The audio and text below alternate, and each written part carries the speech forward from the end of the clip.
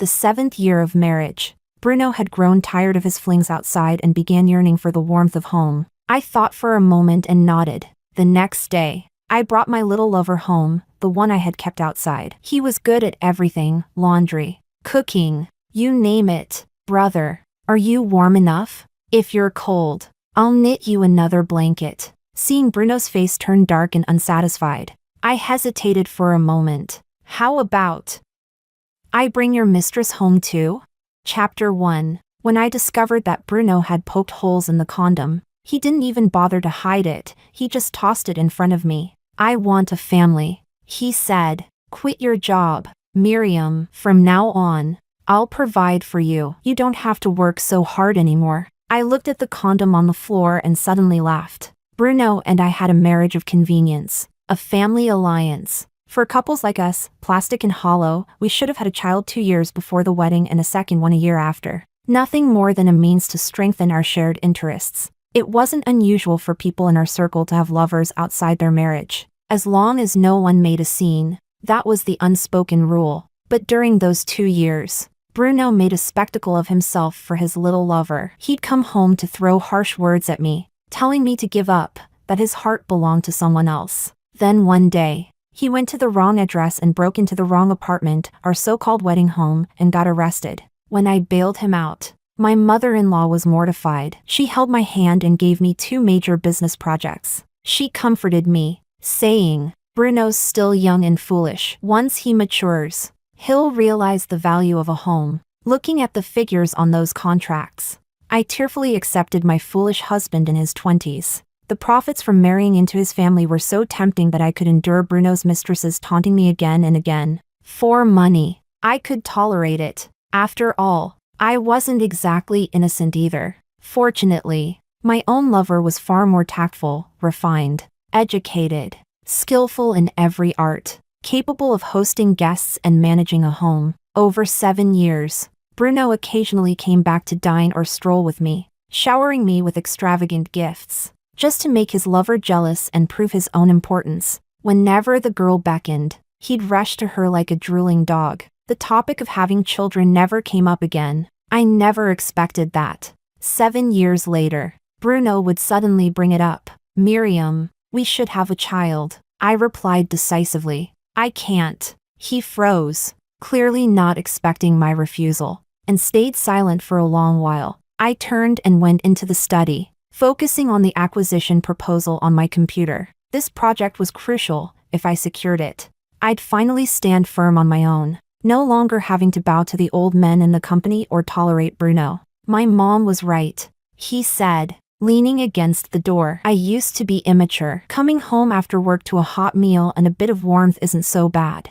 I looked up at him, but my mind was on his mistress. What had gone wrong between them this time that sent him crawling back to me? Seeing the sincerity in Bruno's eyes, I didn't argue. I simply nodded thoughtfully, closed the study door, and went back to my work. The acquisition mattered more. As for Bruno, if all he wanted was warmth, a little haven for his wounds, that was easy enough. Coincidentally, my lover had recently been hinting that he wanted a title, even if just as a concubine. He was polite, warm-hearted, and good at everything. He'd recently been love-struck, depressed, and lonely. I enjoyed his delicious cooking and, watching the young man subtly flaunt his figure, I smiled and stroked his head. Move into my place tomorrow. Ryan's eyes lit up. His breathing quickened with excitement. I patted his cheek. My husband lives there too. Get along with him and don't cause trouble. Chapter 2. A hint of grievance flashed across his face, but he quickly comforted himself. It's okay, sis. I'll get along well with your husband. I won't let these little things make you sad. The real homewrecker is the one who's unloved. As long as I have a place in your heart, that's enough. Even though his words were dripping with pretentious coquette energy. Damn, it felt so good.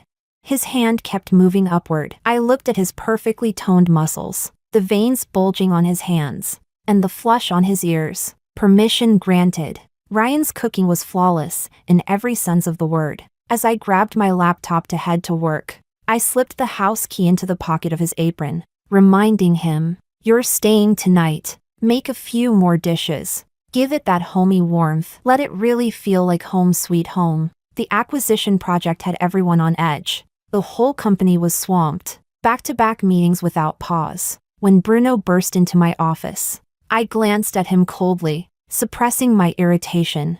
I curved my lips into a gentle smile. What's wrong? I'm busy now. Let's talk at home tonight. Security. Please escort Mr. Bruno out. The ebony door slammed shut with a bang, cutting off all the noise. By evening, I massaged my temples and opened the door to my house. Waiting by my feet were slippers, and a warm glass of water was placed into my hands. Sis, you're back. You've worked hard all day. Come eat. I let out a long sigh. Ah, this is what warmth feels like. Bruno kicked the coffee table, the marble surface shaking with a deafening crack. His voice came out through gritted teeth. Miriam, what the hell is this supposed to mean? Instinctively, I looked at the table full of food, still steaming. It was all my favorite dishes. It's not like Bruno's allergic to any of them, right?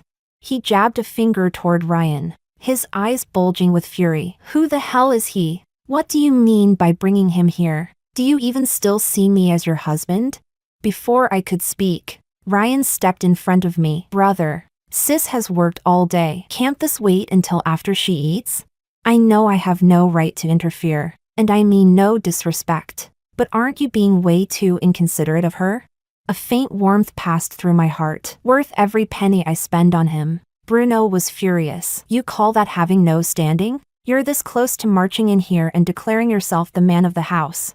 I rubbed my temples, exhaustion washing over me. After a whole day of work, all I wanted was a hot meal and some rest, not accusations, complaints, and tantrums. Bruno, can I at least eat first? I'm tired.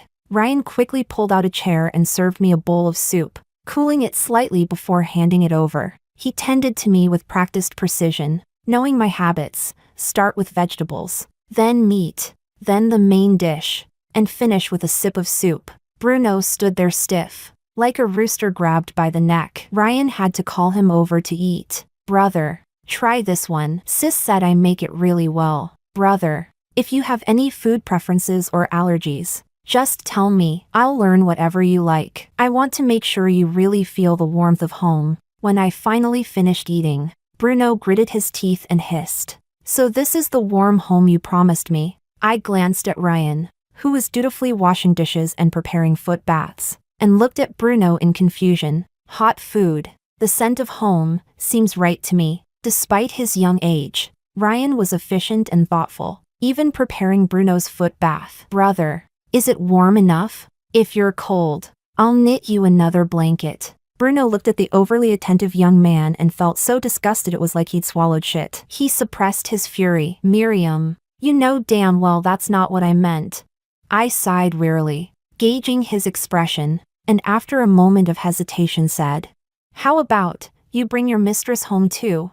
Chapter 3. The footbath bucket was kicked over with one violent blow, and Bruno stormed out. Finally, I could sink my feet into the hot water with a sigh of relief, thinking that hiring Ryan was the best investment I'd ever made. Ryan didn't even frown. He quietly cleaned up the mess, his expression showing no frustration over picking up the pieces, only the determination of a man ready to rise to the top. Ah, the hearts of men are like needles at the bottom of the sea, impossible to read. Unfortunately, until I secure that acquisition deal, I still need to fish out this particular needle named Bruno. I have nothing to do with him anymore. You don't need to come looking for me again. The typical tragic drama heroine, drunken father, sick mother, and a broken heart. I spent a fortune bringing her home, feeding her well, giving her comfort, just to help Bruno feel the so-called warmth of family. When I got back, the scene looked like a three-way standoff. Bruno was sitting on the sofa,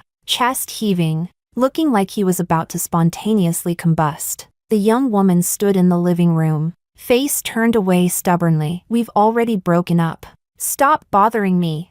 Meanwhile, Ryan was happily cooking in the kitchen, completely carefree, occasionally poking his head out to ask, brother, do you eat cilantro? Sis doesn't like it, but if you do, I'll make a separate dish for you. The girl spotted me and burst into tears. Madam, just because you have power and money, does that mean you can humiliate others like this? Ryan turned off the stove, crossed his arms, and leaned lazily against the counter, his eyes full of mockery and mischief. Lady, you can't have it both ways. You can't take Sis's money and still act like your pride's worth something. Love affairs are the same within a marriage. The unloved one is the real homewrecker. But once you become the third wheel, you'd better own it. Like me. He even sighed dramatically, shaking his head and clicking his tongue at Bruno. Brother, your taste in women is really something. I looked at that same stubborn girl, still pretending to be strong. She wasn't even that young, just 2 years younger than me, but she hadn't grown at all. 7 years ago, it was the same. 7 years later, nothing had changed. Back then, Bruno was in his early 20s, ambitious, radiant, a promising young man who didn't mind flattering his sweet, naive girlfriend. Now, in his 30s, he no longer wanted youthful passion but a steady partner, a harbor to rely on. How could anyone still believe in a man's idea of love? 7 years, and she never thought of improving herself. Never tried to use Bruno's connections to build a career. All she ever wanted was his so-called love. That hollow, useless thing. No wonder she could only stand here now, stubborn on the surface but helpless underneath, waiting for Bruno to give in. I waved my hand, signaling the driver to take her home, and even slipped her a card. Take it, you've earned it. Without her years of entanglement with Bruno, I'd never have been able to focus so fully on my work. After a moment, I added kindly, depending on a man will never get you far. The only thing that matters is the power you can hold in your own hands. Ryan tactfully handed me a cup of hot water. Brother, we're out of soy sauce. I'll go buy a bottle. Bruno ran his hand through his hair in frustration, pointing toward the two leaving figures, his mouth opening and closing with nothing to say. I was a bastard before, but I know I was wrong.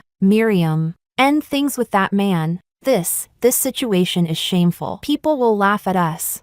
Maybe seeing me lower my head in silence gave him confidence. He continued tentatively. Honey, maybe you could quit your job? My parents want a grandchild. It's time we had a baby too. Lowering my gaze, I looked at the company group chat celebrating the acquisition victory, generously sending 30 red envelopes in a row. Leaning back in my chair, my body relaxed, toes swaying lazily. I said slowly, let's get a divorce. Chapter 4. Bruno shot up from his seat. What did you just say? Say that again?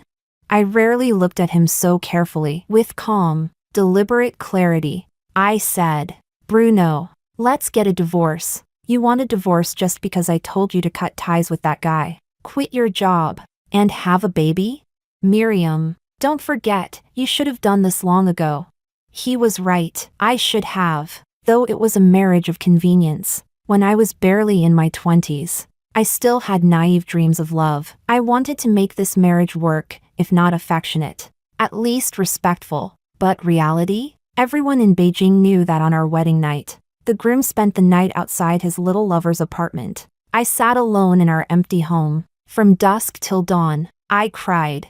I grieved, and then, I stopped caring. The next day, my mother-in-law, full of guilt, gave me a luxury apartment in the 3rd Ring Road. I calmed down. After that, whenever Bruno and his lover made headlines, my mother-in-law sent me jewelry. When Bruno was photographed leaving her apartment with hickeys on his neck, my father-in-law gave me a business project. When the little lover was hospitalized for stomach issues and everyone thought she was pregnant, my mother-in-law held my hand and begged me to be understanding. Perhaps she had already given up on her forever childish son and just hoped the woman outside would at least give her a grandchild. Out of guilt, my in-laws gave me a merger case, hoping I'd learn to be tolerant. I smiled and accepted every piece of their compensation. From then on, the last illusion I had about marriage completely shattered. No man's affection could ever compare to real profit. In 7 years, I was hospitalized alone, humiliated by clients,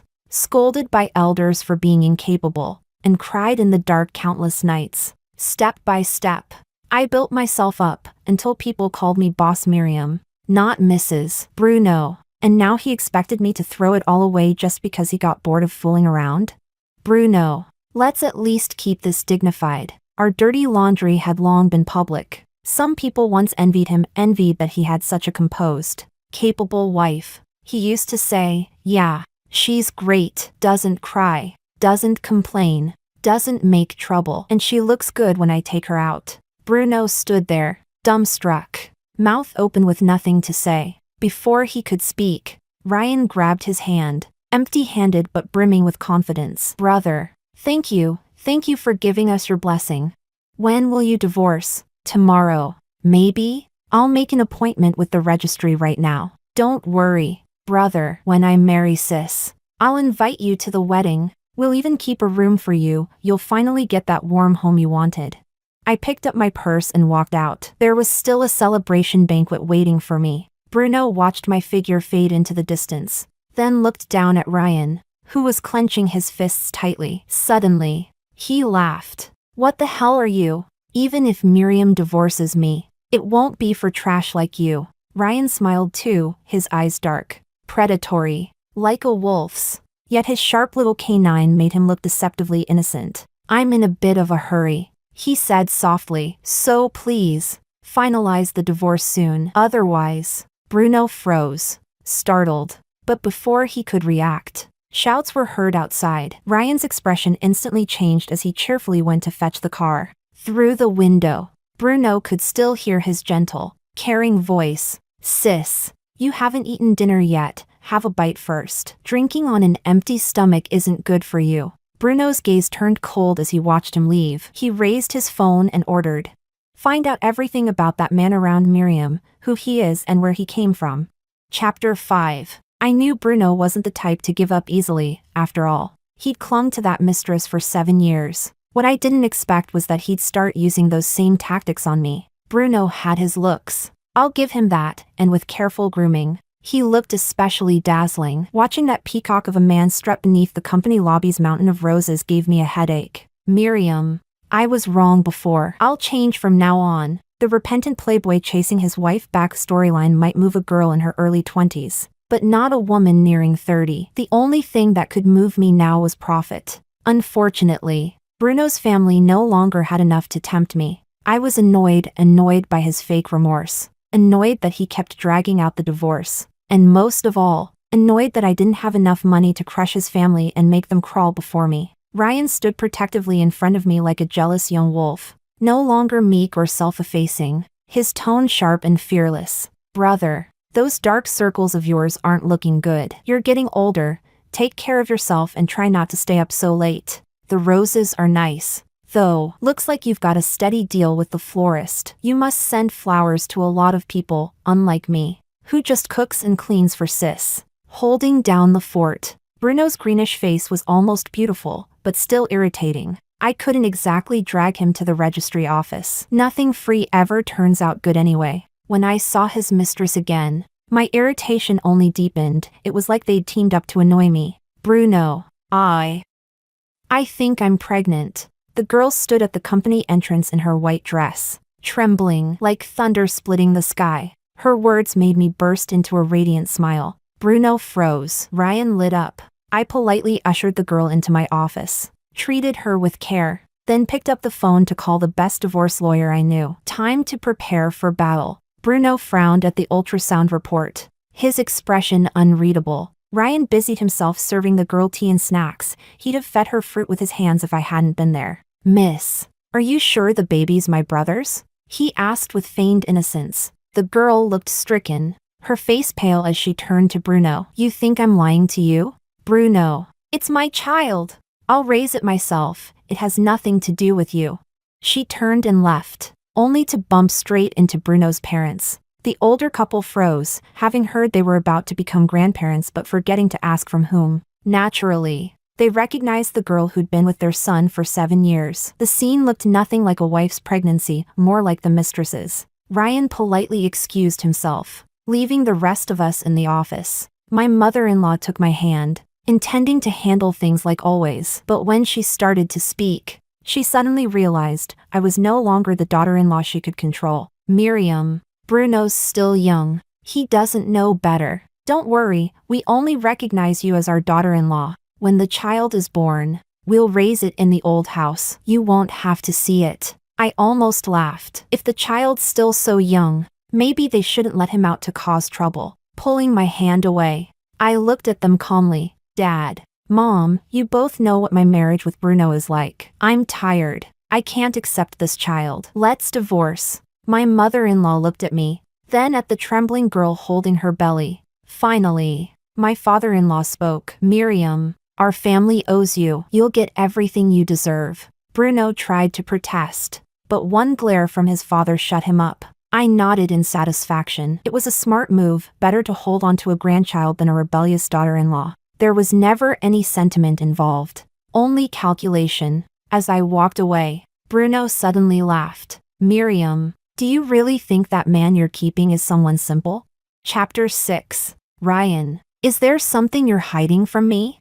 Ryan's heart skipped a beat, but his face stayed pure and innocent. Sis, you know me. Did someone badmouth me in front of you? I met Ryan at a quiet bar, young and dewy-eyed. In that bar he looked like a lost little lamb gone astray, making people think wicked thoughts. Even when someone splashed alcohol on him, he only frowned and didn't dare say a word. I'm not particularly compassionate. It just so happened I'd landed a project that day and was in a good mood, so I helped him out on a whim. The little guy followed me after that, looking silly and dazed. Sis, I really have nowhere to go. Could you take me in for a night? Once led to twice. Twice led to thrice. When I learned Ryan had just turned 18, I actually felt a rare pang of shame, ashamed before the nation for plucking such a tender bud. Who knew Ryan was even more sensitive about his age than I was? He'd cry whenever it was mentioned, and in bed he'd thrust with fierce abandon, as if refusing to face it. Before I officially kept him, I asked about his family. My parents are divorced. I live with my mom. She doesn't have a job, and my dad doesn't want to take care of me. So I ran off to the bar to fend for myself. I also have an older brother. He's 9 years older than me and busy with work most of the time. The private investigator's report didn't differ much from what he'd said. Single parent. Poor, but quite good-looking college boy. That was the label I put on Ryan. But Bruno's words still somehow got under my skin. Anyway, the divorce went through, and the one happier about it than me was Ryan. Possessed by a man-eater vibe, he pushed to be given a title. Sis, I'm not asking for a title. I just feel like I'm old enough to settle down. Sis, I can tell your ex still won't give up on you. Why don't you make him give up for good? I stroked Ryan's smooth cheek. He was 18 then, and now he's 23. My parents neither approved nor opposed my divorce, but they insisted I must have a child. I fully agree. Even though I can provide a good life for a child on my own, finding a powerful biological father is still necessary. After all, who would complain about having more backing? It greatly improves risk resistance. Unfortunately, given Ryan's temperament, he would never agree. He can accept being the side piece, but if anyone tried to be my side piece, he'd probably skin them alive. I've already chosen the child's father, Zach. Of the capital, he and his wife are famously loving, honeymooning around the world, with 2 sons already. The younger son is extremely mysterious. No one knows his name, nor what he looks like. They couldn't be more low-key, but the family is always harmonious. There's no vicious inheritance war. Truly the best family and choice for having a child. After dining with Zach, I was even more confident in my judgment. When I came home and saw diligent, conscientious Ryan, I felt a rare twinge of guilt. Ryan said nothing. He kissed my forehead lightly, though his breath and body trembled. Sis, I won't blame you for falling for someone else. It's those shameless men outside seducing you, trying to wedge themselves into our relationship. Sis, I'll take care of everything. Our love will eventually move toward marriage. I love you. In the end, a low, pained, suppressed sob sounded by my ear. Br. The way you're doing this makes it hard for me to speak. I turned my face aside and slipped a card into his chest. Ryan, we're not suitable. Let's end this. If you're willing, you can come work at my company later. I won't treat you poorly. Chapter 7. Ryan left. The man who had always been gentle with me now stood red-eyed, telling me never to appear before him again. Miss, are you all right?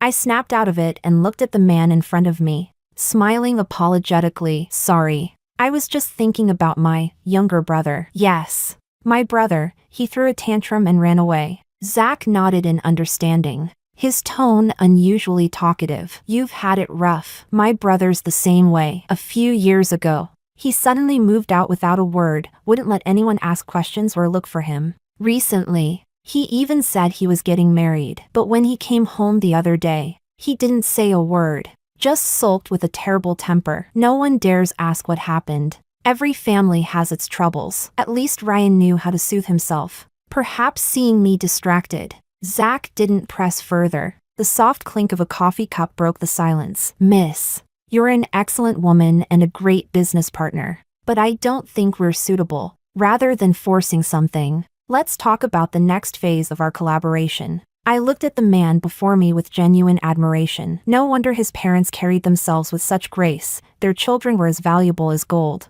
Zach was refined, dignified, and poised. He'd make an excellent business ally, and probably a wonderful father, but as a partner, he wasn't for me. He was too composed, too calm, nothing seemed capable of stirring him. Such a man makes a great leader for a company, but for a woman like me, he would be a nightmare. Our cooperation went smoothly enough that I even received an invitation to his brother's birthday banquet. The invitation sat casually on my desk as I stared at my secretary in disbelief. "You couldn't find him?" "No, ma'am. I checked everywhere you mentioned. The person you're looking for isn't there. It was my fault." Really, Ryan had hardly gone home these past years. He spent every holiday with me, and I never thought to ask where his family lived. He'd probably gone back to some quiet, remote little village. When I returned to my vast, empty apartment, it felt lifeless. So I decided to drive to Zach's place. Who knows, maybe I'd meet a few new clients there. The banquet was grand. I carried a glass of wine and slipped into the back garden, only to stumble upon the person who'd vanished for days. Ryan?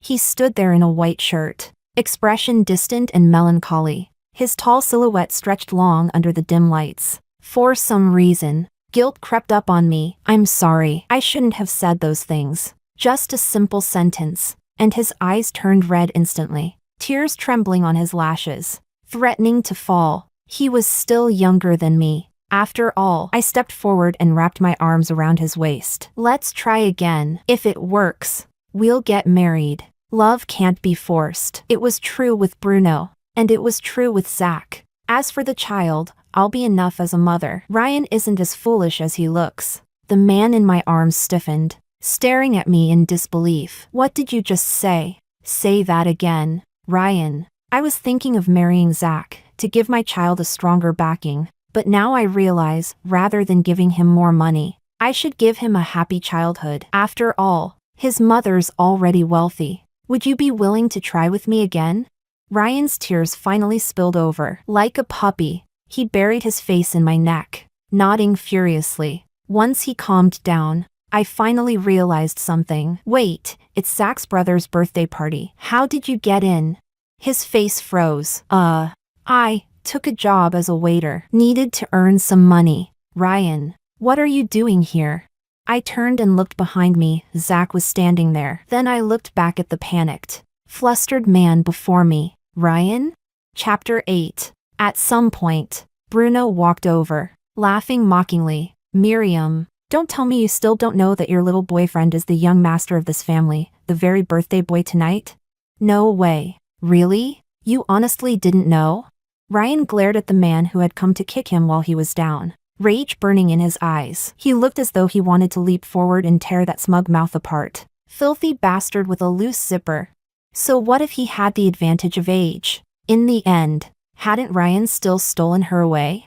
Zach, hearing this, immediately understood everything. His younger brother's strange behavior over the past few days finally made sense. I accepted the glass of wine with a smile, my gaze drifting lazily past Ryan. "Miss," Zach said with a polite chuckle. "It's a bit embarrassing to admit, but my parents divorced when they were young. Even after reconciling, they never remarried. Ryan took our mother's surname. I live with my mom. She doesn't have a job. My dad doesn't want to take care of me. My brother's always busy with work." Not a single sentence was a lie, yet not one was the whole truth. He truly mastered the art of spring and autumn diplomacy, half-truths that hid daggers. "And your relationship with my brother?" I asked coolly. "Oh, nothing much." The man beside us immediately panicked. stomping his foot like a child. How is it nothing? Who says it's nothing? You just proposed to me a minute ago. I turned my head and smiled. Did I? I don't remember. I still have business to attend to. Excuse me. Zach chuckled, clearly amused by his brother's flustered state. Well, isn't this your almost fiancé? Ryan, furious, stomped hard on his brother's foot. It's your fault. Why did you have to call my name? Who said you could call my name? If you hadn't called me, I'd already be gone with her by now. We'd be married tomorrow. She already thinks I'm too young. It's not my fault our parents had me later. Now that she knows I lied, she'll never be with me again. And you even had dinner with her. Went on a date. Ugh. Zach looked at his brother's dramatic outburst and couldn't help but sigh internally. One creature conquers another. What a pair. I have to go back. Ryan huffed. I have to stay with her. I can't let those drooling dogs outside get their chance. When Ryan came trotting back to my place, I neither agreed nor refused him. The moment he entered, he went straight to the kitchen, busily cooking, and then carried his luggage back to the bedroom. Like a little wolf cub sniffing around his territory, he roamed the apartment, only relaxing once he confirmed there was no other man's scent. I couldn't help but chuckle softly. So I'd been wrong. He wasn't some poor, single-parent college boy after all, but a wealthy young heir from the capital. And to think, he played the part so well. No title, no complaints, spending years cooking, cleaning, and working his way up until he even replaced my ex. Then he knelt down on one knee, looking up at me, resting his face obediently in my palm. Sis, I was wrong. I shouldn't have hidden the truth from you. That deceptively innocent face made my thoughts blur for a moment. From what I'd heard, from Zach, from others, the young master of the family was anything but obedient. Yet somehow, Ryan always gave me that impression. Tilting his chin upward with my fingers, I asked softly, so, young master, was it fun lying to me? He smiled faintly. And you, sis, if you'd known I was a rich second generation, would you still have been with me? Of course not. After all, I only wanted a beautiful, sweet lover, not trouble. Sis, what did I do wrong? I just wanted you to give me a home. Why won't you look at me? Is it just because I'm younger? But I've got more stamina than they do. I'll live longer than they will. Sis, as long as you'll have me, I'll do anything, just don't make me leave. Please. I sighed deeply. He still didn't understand. Ryan, age isn't the problem. The problem is what you have in your hands. Chapter 9. When I put Ryan on the plane, I couldn't tell if there was more resolve or more pleading in me. Wait for me, please. I nodded vaguely, murmuring non-committal responses, then turned my head toward the cooperation proposal Zach had sent me and smiled in satisfaction. If Ryan were just a poor college boy, being with him would have been simple. I'd hold absolute control in the relationship. But Ryan wasn't. He was the youngest son of a powerful, wealthy family, with Zach and an entire dynasty standing behind him. His family might trust me to work with Zach, but they would never trust me to be with Ryan. This relationship, though it looked like I held the reins, was in truth a game of family politics. But I hadn't clawed my way to where I am just to fall into another web of control. What I didn't expect, however, was that deceit always comes at a price. Watching him at home, dutifully performing both the boyfriend role and, with equal dedication, the girlfriend role, I could only think, don't you have classes? Why did he come every month? MIT hardly seemed like a diploma mill, but judging by how often he appeared, it might as well have been. If you're willing to make the time, there's always time, he said. Ryan noticed the shift in my tone immediately. Sis, are you getting tired of me? Or, have you found someone else? Does he know about me? Can I go say hi to him? I don't mean anything by it. I just want to meet him, to learn what he likes, so I can cook food that suits both your tastes. How old is he? Is he impressive? I pushed his face away, speechless. But when I saw the dark circles under his eyes, my heart softened again. Stop overthinking. There's no one else. Go get some sleep. After that, Ryan became noticeably busier, as if something invisible was chasing him from behind. He finished a 4-year degree in 3 years and graduated with honors. Halfway through, he even started a company. Unlike his family's traditional manufacturing business, he boldly ventured into the tech industry. The tailored suit accentuated his lean, youthful frame. The trench coat draped over his shoulders gave him a sharp, commanding presence. With a faint, polite smile, he mingled with the hosts of the summit, his aura radiant and cutting. When I unexpectedly saw him at an industry conference, I almost didn't recognize him. Not until his eyes found mine, changing instantly into that same clingy, possessive look I knew so well. Did it feel real again? Ryan was growing at an astonishing pace. No one could predict his limits, only that his future gleamed brilliantly. Beneath that polished exterior, Ryan was terrifyingly intense. The softness of his three-piece suit became his accomplice. He thrust with ruthless strength, grabbing my hand and pressing it to his abdomen so I could feel him. His whisper trembled in my ear, sis, let's get married, please. Give me a title. The overwhelming sensation was frightening. I tried to pull away, but he dragged me back onto him, holding me down.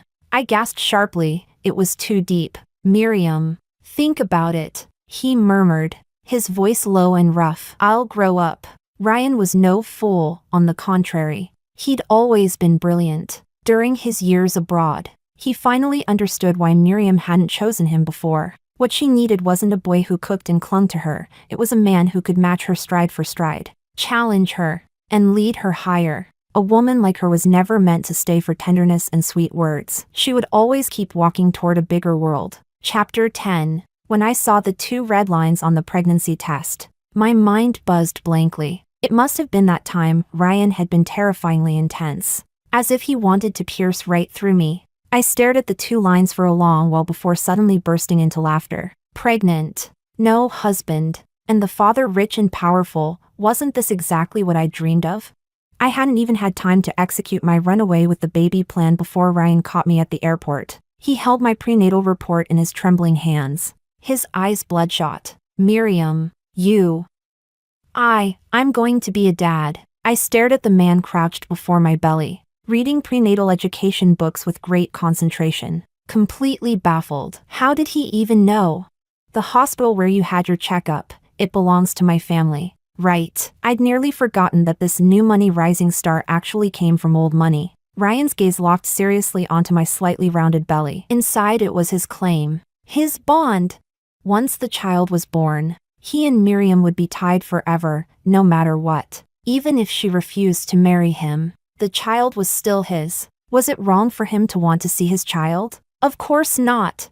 He'd waited once already. He could wait again. She was just playful. Once she got tired of playing, she'd realize he was the best for her. When the child turned 5, Ryan was still unmarried. Eager to spend more time with them and to prove himself, he volunteered to help tutor the kid. But when he looked down at the bizarre answers in her homework, he didn't even know where to start. His adorable daughter looked up at him with wide, innocent eyes. Genetics were magical at certain moments. Her expression was exactly like her mother's. That resemblance often made Ryan soft, overly indulgent. But right now, he just felt a headache coming on. Sweetheart, you can't just inherit your mom's beauty. Our family's big and rich, you've got to inherit the business. Or how else can I enjoy a second honeymoon with your mom?